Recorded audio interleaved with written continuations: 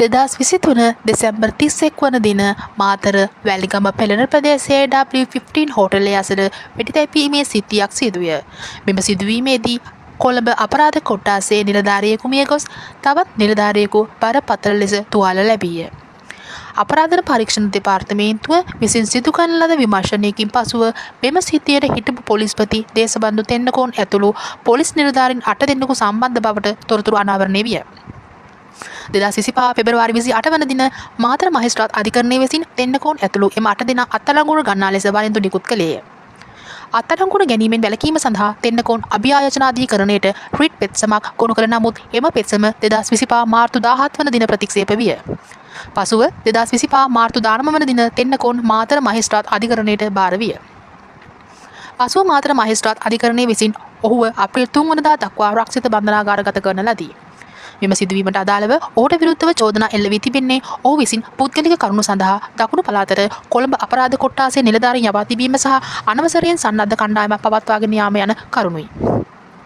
මෙහිදී ඔහු අත්අඩංගුවට පත්වීමට ප්‍රධාන හේතුව වන්නේ 2023 දෙසැම්බර් 31 වන දින මාතර වැලිගම ප්‍රදේශයේ සිදු වෙඩි තැබීමේ සිද්ධිය සම්බන්ධයෙන් ඔහුට විරුද්ධව නිකුත් කර ඇති වරෙන්තුවයි.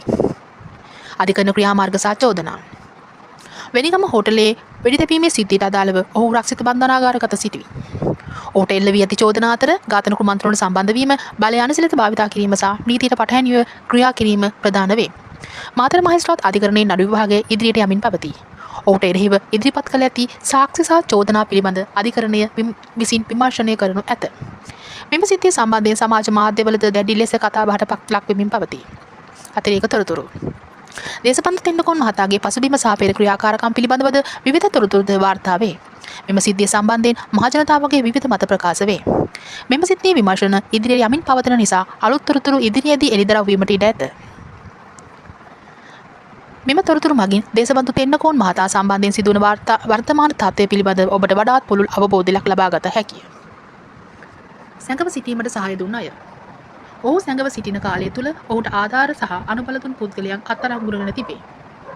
විශේෂ ආරක්ෂක අංශයට අනුයුක්ත පොලිස් කොස්තාපල්වරයෙකු සහ තලවතුගොඩ ප්‍රදේශයේ තවත් පුද්ගලයෙකු තෙන්නකෝන් සැඟව සිටීමට සහාය දුන් බවට සැකපිට අත්අඩංගුවකට තිබේ. ඔහුට සැඟව සිටීමට ස්ථාන සැපයීම, ආහාර පාන සහ වෙනත් අවශ්‍යතා සැපයීම වැනි ආධාර ලබා දී ඇතැයි සැක කෙරේ. නීතිමය තත්ත්වය.